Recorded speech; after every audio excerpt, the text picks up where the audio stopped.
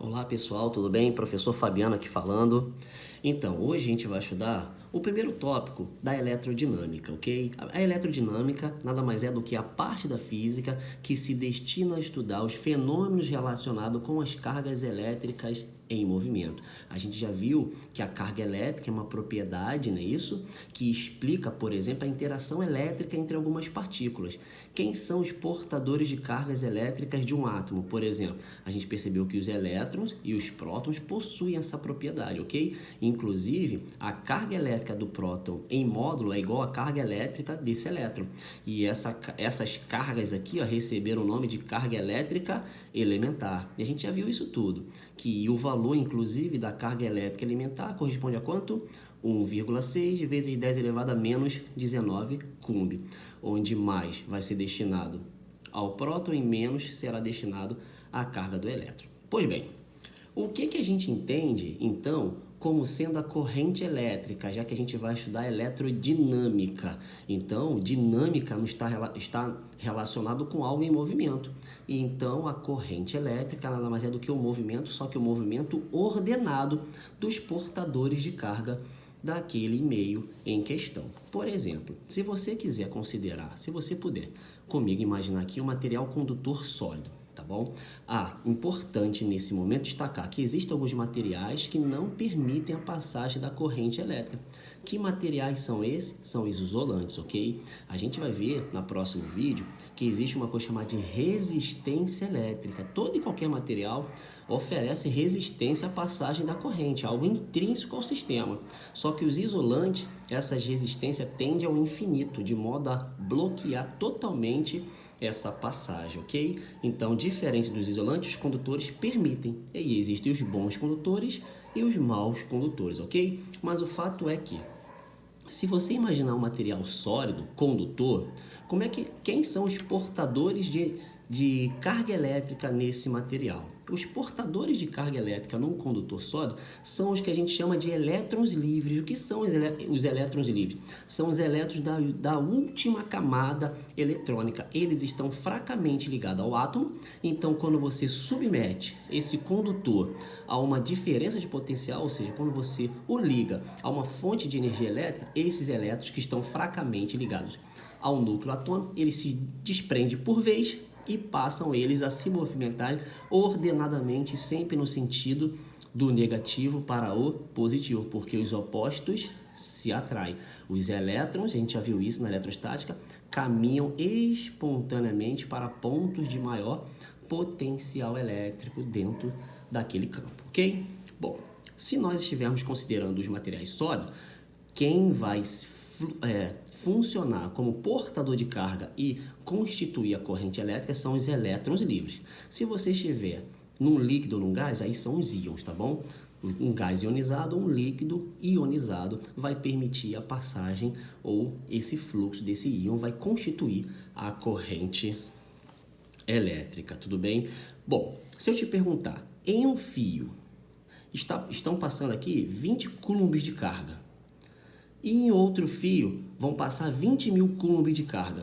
Qual dos dois fios vai ter uma corrente com mais intensidade? Se você tiver um olhar um pouco ingênuo, é capaz de você sugerir que o segundo fio, porque passam 20.000 coulombs de carga. Porém, existe um outro fator para eu definir a intensidade da corrente elétrica, que é o fator tempo. Porque se esses 20 coulombs, nesse primeiro fio do meu exemplo, estiverem passando em apenas 1 milésimo de segundo e os outros 20.000 coulomb estiverem passando em 2 anos, a gente percebe claramente que no primeiro caso a corrente é muito mais intensa do que no segundo caso. Então, a intensidade da corrente é definida como sendo a quantidade de carga que passa numa seção transversal de um condutor e a razão, não é isso? Entre essa quantidade de carga e o intervalo de tempo gasto para essa carga passar, tudo bem? A corrente elétrica nada mais é do que ΔQ sobre ΔT. ΔQ é a quantidade de carga e ΔT é o tempo que se passou. Unidade que a gente utiliza no sistema internacional. Unidade de carga é o coulomb. Unidade de tempo é o segundo. Então, a unidade de corrente seria coulomb por segundo. E coulomb por segundo a gente chama de ampere, tá bom? bom? Então, uma corrente de 20 amperes nada mais é do que uma corrente onde passa 20 coulombs de carga a cada segundo, ok? Alguns exercícios não te dá direta a quantidade de carga, fala sobre a quantidade de elétrons que estão passando por um fio. Aí você calcula a quantidade de carga por essa expressão já vista lá na eletrostática.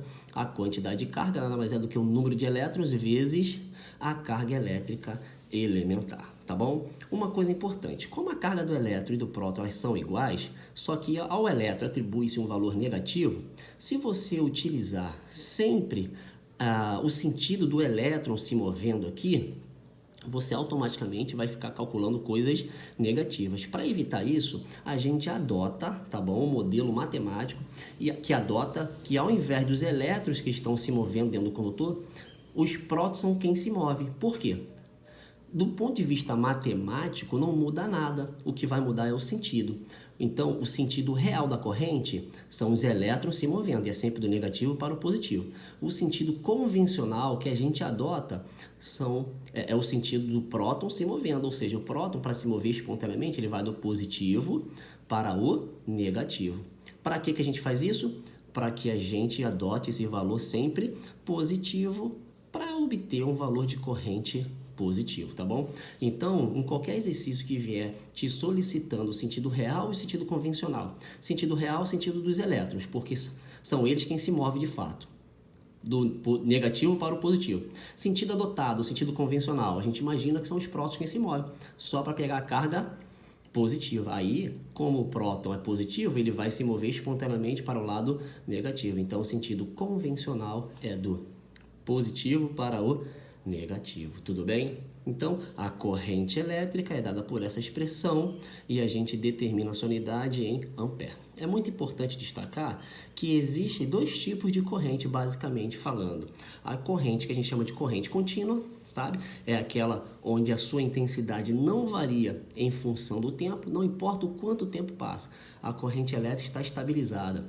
As fontes que geram esse tipo de coisa são aquelas que a gente carrega o celular, carrega o notebook.